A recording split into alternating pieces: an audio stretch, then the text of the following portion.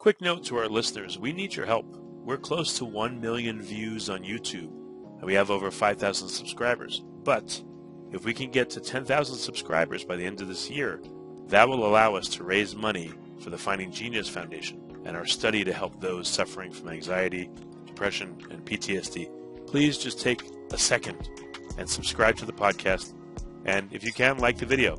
That'll help us get more listeners. It'll help with the YouTube algorithm. And again, help us reach our goal of 10,000 subscribers and 1 million views. We're going to hit the 1 million views, it looks like, hopefully by May of 2022. But the 10,000 subscribers will be harder. That's going to take until the end of this year. Thank you. Join over 350,000 people just like you who are taking control of their wellness journey with Viome. When it comes to choosing the right food and supplements for you, don't guess. Test. With Viome's Health Intelligence Test, you get over 30 health insights based on your unique biology and your gut microbiome. You also receive personalized food recommendations and precision supplements formulated literally just for you. Use code GENIUS to get an extra $20 off a health intelligence test. Visit Viome.com to shop now. Forget frequently asked questions, common sense, common knowledge, or Google. How about advice from a real genius? 95% of people in any profession are good enough to be qualified and licensed. 5% go above and beyond. They become very good at what they do, but only 0.1% are real geniuses. Richard Jacobs has made it his life's mission to find them for you. He hunts down and interviews geniuses in every field: sleep science, cancer, stem cells, ketogenic diets, and more. Here come the geniuses. This is the Finding Genius Podcast with Richard Jacobs. Hello, this is Richard Jacobs with the Finding Genius Podcast, now part of the Finding Genius Foundation. I have Rohini Bajekal. She's a nutritionist. She works in the nutrition and food sciences, evidence-based nutrition, and we're going to talk about hormonal health and plant-based diets and easy ways, maybe unexpected ways on adding more plants into your diet, regardless of where you're starting from or how you're eating right now to help improve your health. So, Rohini, thanks so much for coming. No, thanks so much for having me. It's great to be here. I'm a big fan of the podcast. Oh, thank you. Well, if you would, tell me a bit about your background. I know I spoke with your mom, who's a huge advocate for plant-based diets. It's cool that you guys seem to be at least on the same page, if not a team. Tell me a bit about your background and how both of you came to this realization that this is what you wanted to do. Yes, absolutely. In fact, my father's also a lifestyle medicine physician and passionate about this. So it's really a family. It's now become a sort of like family passion. Oh, wow. We are all a team of lifestyle medicine professionals. But so my background, so I grew up in the UK. I was born in India and really actually grew up with sort of healthy home-cooked Indian food. And for those of you who might not know that much about Indian food, it's a lot of beans and lentils and fruits and vegetables and things like that. My parents were busy surgeons, so but they always made sure that we had fresh food on the table, which was a really wonderful way to grow up. And I was fit and healthy when I was young, and really the problem started when I was at university. So my first degree was in theology at Oxford University, and that's when I noticed real health issues. So my hair started to fall out. I got really severe cystic acne all over my face. My periods became irregular. And essentially that was really the start of when I started to kind of realize that I had some of the symptoms, although I didn't know it yet, of polycystic ovary syndrome, and that is often known as PCOS. It's the most common hormonal disorder to affect women or anyone assigned female at birth, and it's what the topic of the new book I wrote with my mum is about, so living PCOS free, which I know a lot of the listeners of Finding Genius are in North America, and it's out there on the 13th of June. So that shares a little bit more about my personal story, but it was only when I was in my mid-20s that I was able to really get a hold of my symptoms. So I'd really struggled in my early 20s. I sort of went for ultra processed foods, even ones that I thought were sort of healthy, like granola bars and things like that. And I tried everything to try and heal my skin. I saw naturopaths, dermatologists, just about everyone, but I couldn't really get a hold of the issue. I tried all these supplements, all these lotions, antibiotics, several courses of those, and nothing really worked. And it was only when I moved to India when I was 25, which was with work, that my symptoms seemed to really almost vanish, and they got significantly better. So I always like to say, we need both. We need conventional allopathic medicine, but we also need these lifestyle interventions that are really going to help us. And just by changing my environment, a lot of things change. So I started to eat more fresh, unprocessed food. So just sort of simple home-cooked Indian food that was available there, lots of fresh fruit from the markets. I began to sleep at normal hours. I think that the sunlight there really helped as well. And a lot of things sort of fell into place. And I managed to have a regular cycle. A lot of my acne vanished, my anxiety dissipated, and I'd also stopped binge drinking and drinking to excess, which is really common in the UK, especially when you're at university. It's really normalized to drink large quantities of alcohol, and that obviously causes hormonal fluctuations and can worsen things if you've got symptoms of PCOS. So it was from a personal experience that I made these changes. Of course, I had been vegan from a young age. My family had done that for ethical reasons, but it was only later on that I started to shift towards including more whole plant foods. So really focusing on getting more whole grains, beans, nuts, and herbs and spices, fruits and vegetables into my diet. Yeah, you mentioned anxiety. What happened there? Did you get anxious when you weren't eating well and you were drinking? What was that like? Yeah, so I think a lot of people find this, and we know that diets that are high in ultra-processed foods, diets that are high in things like processed meat or red meat, of course, I wasn't having the latter two. These can also contribute to kind of mood disorders. And if you've got PCOS, you have a higher risk of these mood disorders, such as depression and anxiety. So it was something that I struggled with. And I think that eating these sorts of foods, they obviously don't promote gut health. They make you feel really energetic for a moment because of that they're high in sugar, and they give you that quick release of energy, but they also come crashing down. So we know that glucose fluctuations, especially if you've got insulin resistance, which I had, and PCOS, can all really worsen all of these issues. But anxiety and depression and things are, of course, complicated. And that's why in my approach in my clinic, I look at things in quite a holistic way. So not just looking at diet, which is, of course, I think it's one of the cornerstones of health, but looking at the other pillars of lifestyle medicine as well. Like, are you moving regularly? Are you finding time to de-stress and unwind? Are you making time to spend time with your loved ones, your friends and family? Are you drinking lots of alcohol or smoking? Are these things that you could cut out? So really looking at everything in that more of that holistic way is what really helped me. And since then, I've really managed to stay on top of most of my symptoms. Of course, that might change in the future, I'm not sure, but I am thriving on a plant-based diet. And of course, there are other considerations, of course, for the environment, for animal ethics and so on. But definitely eating more whole plant foods has been incredible for me. And that is reflected in the research as well that's out there, and the now thousands of studies that we have. We'll get more into the, how to add plants to your diet shortly, but I just had one more question because, I don't know, I haven't seen it brought up much. Can you talk just a little bit more about the anxiety you felt when you weren't taking care of yourself? What was it like? Was it pervasive? And, in the patients that you see and talk to, is it pervasive in them before they improve their eating?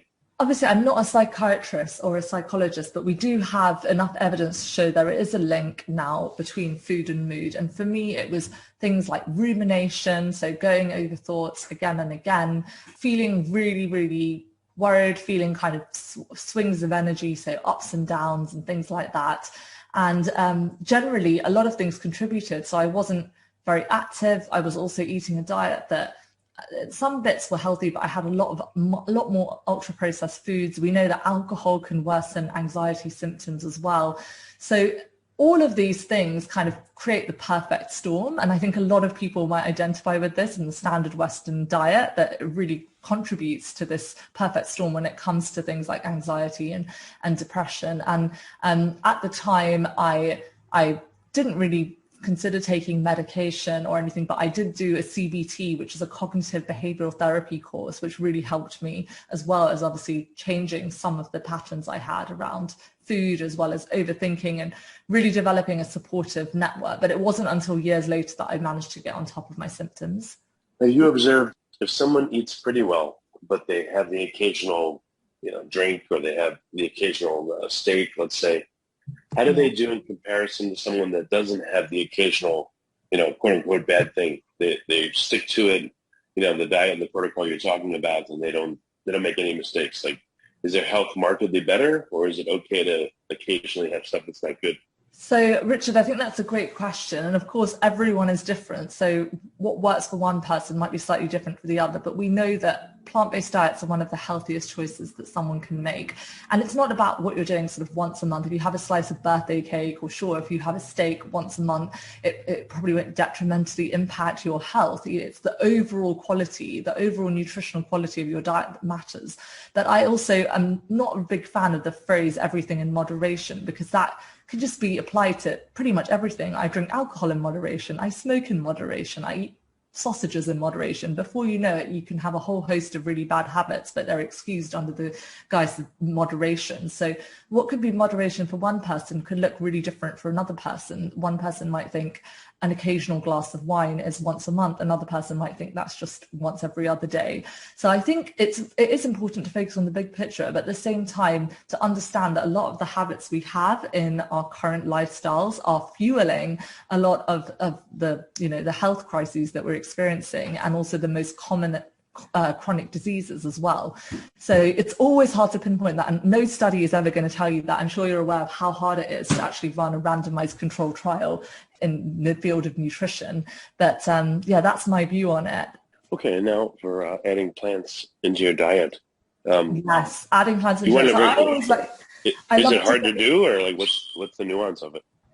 So I always like to focus on what you can add in rather than what you can take out. And thanks for asking that question. So we can all benefit from bringing in more plants to our diet. And I think that some people get a bit freaked out and they think, oh, I don't want to go vegan. I don't want to go plant-based. Obviously, veganism is an ethic of justice. It's quite different, but shifting towards a more plant-forward diet is always going to benefit us. And there are so many simple ways that you can do that, and you can remove you can actually, by shifting towards eating more plants, you can reduce the amount of saturated fat, sugar, salt, dietary cholesterol, other things in your diet. We know that poor diet is now responsible for 1 in 5 deaths globally every year. So that's around 11 million deaths in total. And we know that well-planned plant-based diets can support healthy living at every age and life stage. But some people go, I don't know where to start. In the UK, only 1 in 10 adults gets their daily recommendation for fiber. I think it's about the same in the US. It's actually the average fiber intake in the US is even lower. And, we are really chronically fiber deprived. Fiber is only found in plant foods. So simple ways that you can bring in more plants. So just by adding, for example, in a handful of greens into your curry or soup or stew or stir fry, that's a really great way to get in more plants. And switching to a plant-based breakfast. A lot of people kind of start their day with maybe eggs or bacon and things like that, but switching to a bowl of porridge is an amazing way. So that's called oatmeal, I think, in America. And you've got steel cut oats there, which are actually higher in fiber than your regular quick cook oats. And that's such a great way to start your day. It keeps your blood sugar levels stabilized for the morning, so you get slow release energy from those complex carbohydrates. You can also make it even more nutritious by adding in some flaxseed, which is rich in omega-3 and is great for brain health, heart health, and so on. Maybe some blueberries, which are rich in antioxidants and associated with lower risks of cognitive decline. So you could have an absolutely delicious breakfast with berries, with flax, maybe some nuts, some cinnamon, which also may help in blood glucose control, and then steel cut oats. And you could have a plant-based milk like soy milk with that, and that would be a really nutritious breakfast. And there are so many other things you could do. You could have a whole grain rye bread with maybe peanut butter and banana if you don't have that much time, but switching to a plant-based breakfast is one of my top tips. And then reaching for more whole unprocessed foods, so snacking on things like carrot sticks and hummus, or going for some fruit with some nuts. Not all snacks, have to come in a package. You can just eat whole fruits and vegetables. That's such an easy way. And then adding in a handful of nuts into your day as well. Nut consumption is associated with improved heart health. So just going for a handful of cashews, or my personal favorite is walnuts, because they're really rich in omega-3s. I mean, I've seen people that are on, let's say, the ketogenic diet or carnivore diet, which is really hardcore, and they seem to be doing really well. And I also have seen people that are vegans, and they seem to be doing really well. Do you think that this works for everybody that you've worked with, or are there some people that actually would do better on a, let's say, an all-meat diet or a different kind of diet? Well, certainly not an all-meat diet. That is extremely extraordinarily extreme. And whilst there's no long-term research that any of these low-carb diets that, we don't have that long-term evidence. There are no societies that have lived on this carnivore diet, and they are really worrying in terms of a lot of the people that are following these diets showing that their cholesterol levels are off the scale, their gut microbiome is in pretty bad shape, and increased risk of heart attacks, obviously things like colorectal cancer, which are directly linked to having processed meat, and obviously higher risk with red meat as well. So I don't see the place of that. And I think considering the way that the environment is right now, that is quite terrifying to have an all meat diet and quite irresponsible. Obviously, the benefit of some of these low carbohydrate diets, so sort of thinking of more of a paleo style, and you can have a low carbohydrate plant-based diet, although I'm not a big fan of low carbohydrate diets in general for most people, because I think that carbohydrates are such an important fuel source. It's what our brain runs on. We need to have at least about 55 to 70% of our diet based on carbohydrates, but the type of carbohydrate is incredibly important. So complex carbs, so things like brown rice, oats, quinoa, whole grain bread, these are the kinds of carbohydrates that we want to opt for. But you're absolutely right. The reason some people are thriving is that in a short-term basis, they may be as effective as a plant-based diet. Some studies have shown that they can be effective for things like weight loss, but what you really have to ask yourself is it just about losing weight, or is it about being healthy? And you can do both on a plant-based diet. Plant-based diets are great for satiety, staying full, but also for thriving in the long term and reducing your risk of common chronic diseases. There's a reason why plant-based diets are included in guidelines as key components of a healthy lifestyle for the prevention of common cancers and cardiovascular disease and type 2 diabetes, and not, the low carbohydrate sort of carnivore diets. Those are just not advisable. And I think that it's really worrying because the data that is coming out isn't exactly promising. I think the one plus that some of these diets have is that they remove the diet of ultra processed foods. So, things like crisps, donuts, cookies, ice cream, that kind of thing, which of course are not health foods in any diet. But they also omit some of the healthiest foods on the planet, including beans and lentils, things that are bursting with plant protein.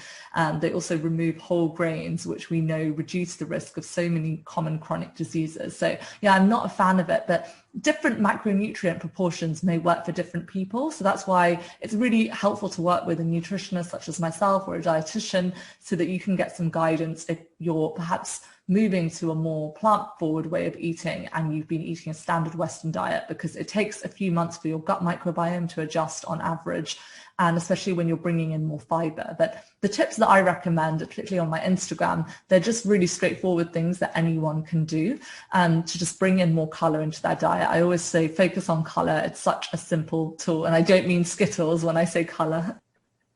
Discover how your gut microbiome is impacting your cellular health, immune health, and how you're aging from the inside out with Viome's Health Intelligence Test.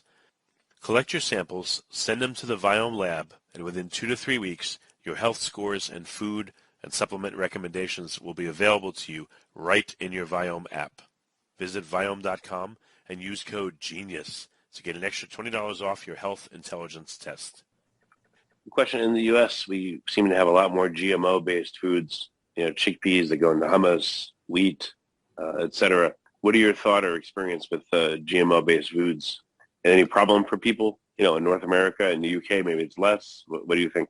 I really think that the biggest priority, of course, if you can afford organic, non-GMO foods for yourself, then great. But the biggest priority should actually be focusing on the food. So getting in more fruit, vegetables, whole grains, beans, lentils, nuts and seeds, rather than obsessing too much about labels such as GMO, organic, all of these things, because that the science is very clear that we just need to be getting those foods in. And I am conscious that there are people out there who say just eat non-GMO, organic, X, Y, Z, and that's not necessarily very accessible. So my message is, obviously, if you can afford certain foods, then go for that. But just having a variety of plants, a diversity of plant foods is my message. In the UK, we don't have the same issues. I know the food systems are quite different, but yeah, I'm not an expert on GMO, unfortunately.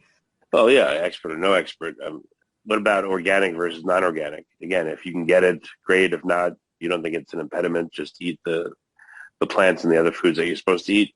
Absolutely. So I think, there are some studies showing certain benefits for organic, and that there may be certain, planetary benefits, but there are also other considerations, including price point and other issues in there. But I think a lot of the time these conversations end up missing the wood for the trees. So there's so much discussion of these rather than focusing on the fact that, in most of this part of the world, most people are not, only 1 in 10 are getting the recommended daily amount of fiber. There's such low servings of fruits and vegetables.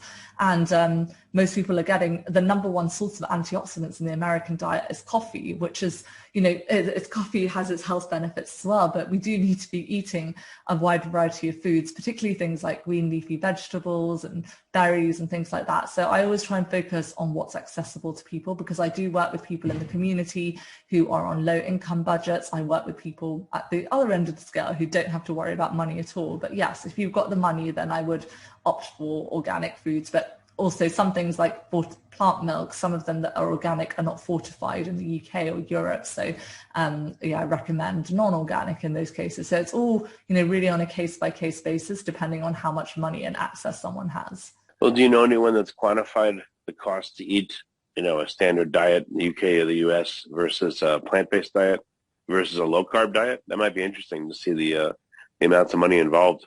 The cost of it? Oh, well, actually, we know that all healthy diets are more expensive than junk food diets. And that's obviously, a lot of that is being driven by the food industry with gross subsidies and issues such as that. So if you were to live on just crisps and donuts and things, of course, it would be cheaper than eating any diet that was rich in unprocessed foods. But compared to a standard meat-based diet, a plant-based diet in the UK, there was a big study that came out, showed that it was about 40% cheaper than a standard omnivore diet. I think that was a study by Kantar, but I can send you the link so you can put it in the show notes. But it's significant, and we know that because some of the healthiest and cheapest plant-based foods are really, really affordable. So whether you look at oats, beans, lentils, herbs and spices, whole grains such as wheat, this is what a lot of the world lives on in some of the poorest countries. So we know that plant-based diets can be really affordable. Of course, if you are buying really gourmet plant-based ingredients or a lot of meat alternatives, then your price point might go up. But certainly if you're comparing it to the standard omnivore diet, and particularly a standard kind of omnivore diet, but with organic, free range kind of meat and eggs, then it's going to be incredibly cheaper, whilst also being far better for the planet. Animal agriculture is the major driver of the climate and ecological crisis, and they directly impact human health. So a lot of these guidelines are now changed. Health Canada has incorporated a predominantly plant-based diet, limiting meat consumption and dairy into their guidelines. And I think that the science is pretty consistent on this. There's certainly no country out there advocating for a carnivore diet. So what are some other ways you can add plants into your diet? You mentioned a plant-based breakfast, which was interesting. What else? Yeah, so I think a plant-based breakfast, snacking on fruit, on nuts, things like that, trying to swap out a meat-based protein for a plant protein. And we know that can really reduce mortality risk as well. There's been some really great studies on that, showing the benefits for substituting animal protein with plant protein. So instead of having chicken, you could opt for some beans, like maybe a bean fajita or wrap, rather than putting chicken inside it. Or if you're doing a stir fry, you could add in tempeh or tofu rather than putting in beef. There are so many different swaps that you can make, and even just switching to a plant-based milk. Here in the UK, 1 in 3 households chooses a plant-based milk. So it's really exciting. And my personal favorite would be soya milk, because it's rich in protein and also helps reduce the risk of things such as prostate cancer, which is a really common cancer among men.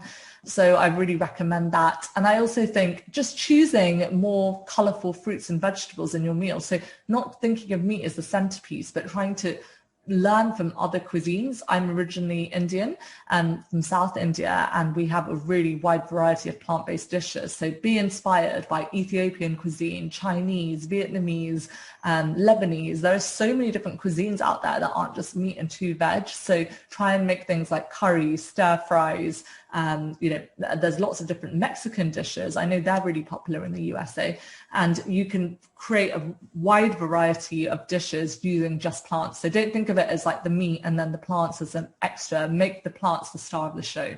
Well, which plants have you seen are particularly good at replacing the meat for people that are early on in this process? So, so they don't crave as much and they feel, satisfied. That's such an important question. So a few tips if you're not feeling satisfied. Firstly, make sure that you're eating more. The benefit of a plant-based diet is that it can be really good for weight management and weight loss, because a lot of the plant-based foods are naturally lower in calories and less energy dense. So it's important to eat enough. If you're not trying to lose weight, just making sure that you've got enough food on your plate, and that will keep you full. But also including things like with healthy fats, so nuts, seeds, avocado, things like that are really good foods to include to stay full.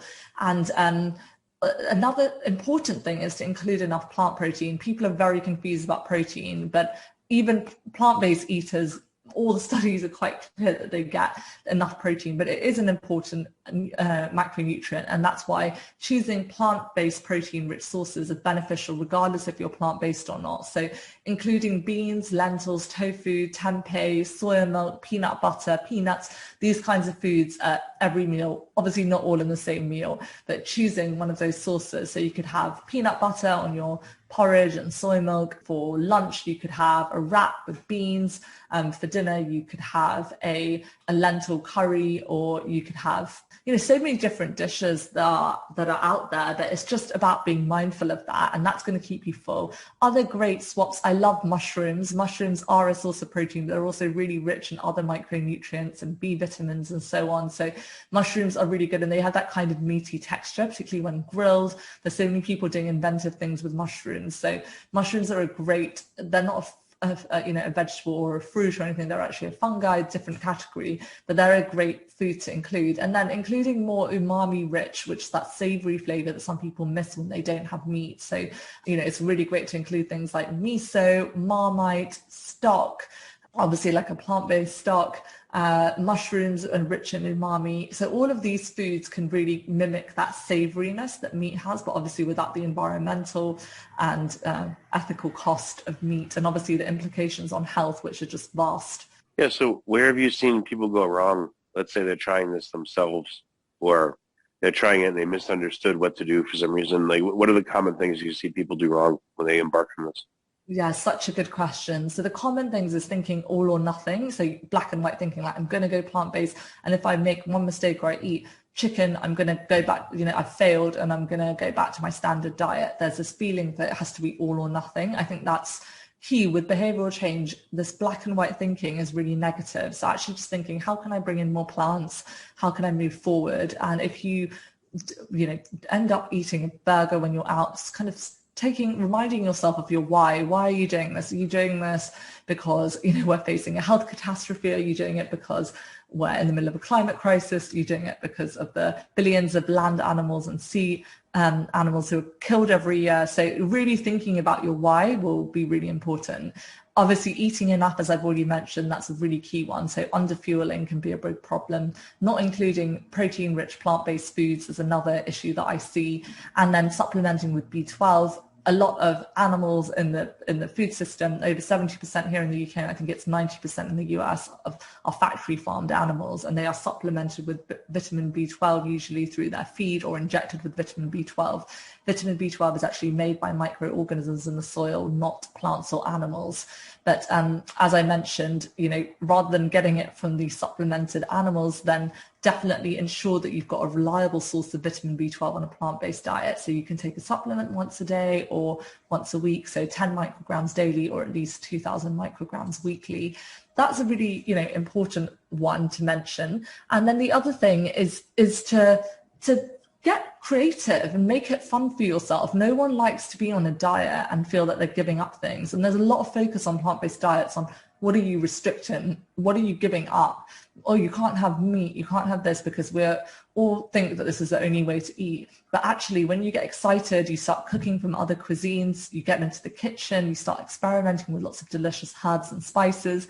You will really enjoy your food. You'll connect with your food and you'll feel good. So perhaps set yourself a challenge, like hosting a plant-based dinner party, invite your friends over, make it a special occasion. Don't just think of it as, oh, you know, I'm just going to be that person eating salad. There are so many more plant-based dishes than salads, and definitely spend some time on Instagram and TikTok if you're listening and you're not sure where to start, because there are so many tips out there. But yeah, don't get caught up with these extreme things. Just eating a variety of whole plant foods is going to really benefit your health, protect you in many ways from these common chronic diseases. Of course, there's no panacea for a lot of these chronic diseases, but a plant-based diet is an incredibly powerful tool in our arsenal, and that's why it's included in clinical guidelines. Well, very good. Rohini, what's the best place for people to find out more about your work and plant-based diets? Where can people go?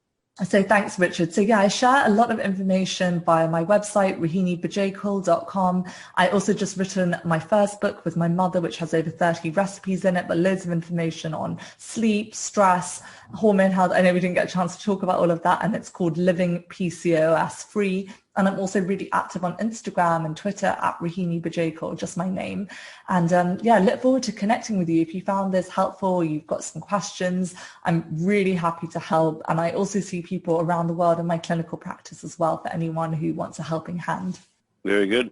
Well, thank you so much for coming on the podcast, Rohini. I appreciate it. Thank you so much. It was really great to chat to you. Don't forget, before you go, use code GENIUS at Viome.com for an additional $20 off your health intelligence test, and get started on your health journey with the right foods, supplements, and probiotics and prebiotics for your unique biology.